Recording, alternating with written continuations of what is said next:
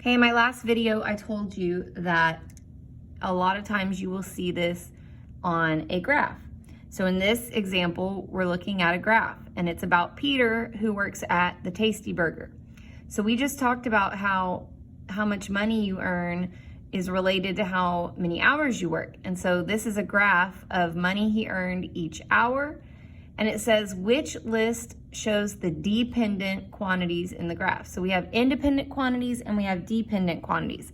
They're only asking us in this question about the dependent quantities. So that's important. So the first thing I would do if I saw this is I would remember, okay, we've got our x-axis and we've got our y-axis. And we know that one of them is our independent and one of them is our dependent.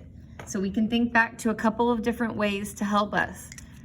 Remember Beyonce, she's strong, independent woman, got her 2 feet on the ground. Okay, so this is our independent. Or you can think back to what we talked about too, dry mix.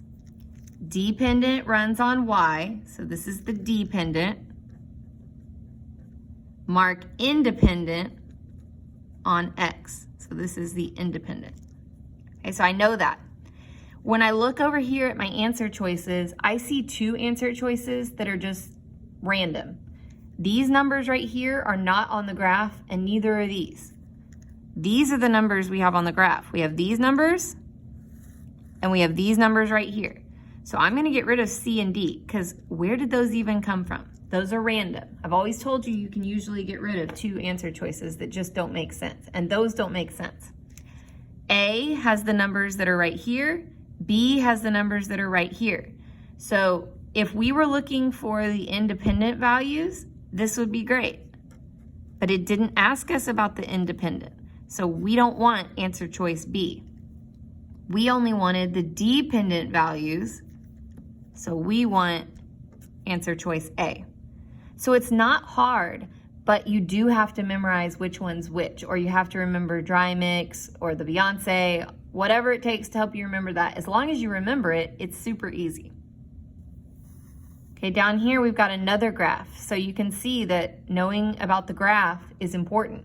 So this one is about driving the car. That was another example that we talked about. We talked about how the amount of gas you have determines how far you can drive. And so that amount you can drive it depends on the amount of gas you have.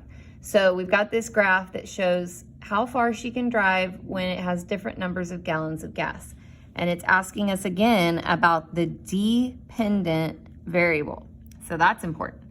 So again, if I see something about independent or dependent, I'm gonna make sure that I mark my X and Y axis. Remember, Y goes to the sky, so that helps us remember.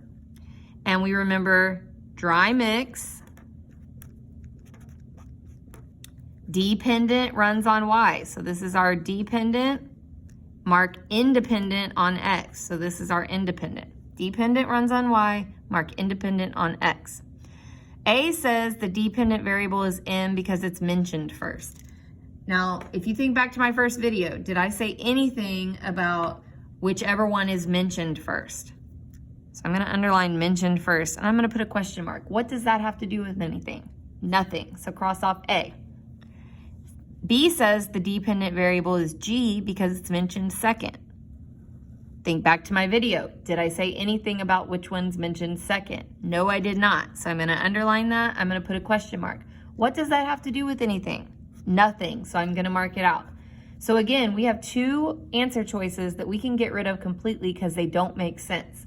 Now we're down to C and D. C says the dependent variable is M because it's on the y-axis. Okay, that seems important. I'm gonna underline y-axis. D says the dependent variable is G because it's on the x-axis. That's also important. So it's gotta be one of those. The dependent variable is either on the y-axis or the x-axis. Well, we already labeled that. So the x-axis is actually the independent variable. So that can't be it, which leaves us with C. Yes, the y-axis is the dependent variable. So that's our answer. Okay, go ahead and open up on Schoology your assignment. It gives the directions. Make sure you read them. Don't forget, this is your first grade of the 9 weeks. So please work hard and get it turned in. If you finish early, work on Dreambox so you can get your lessons done. See y'all on Monday.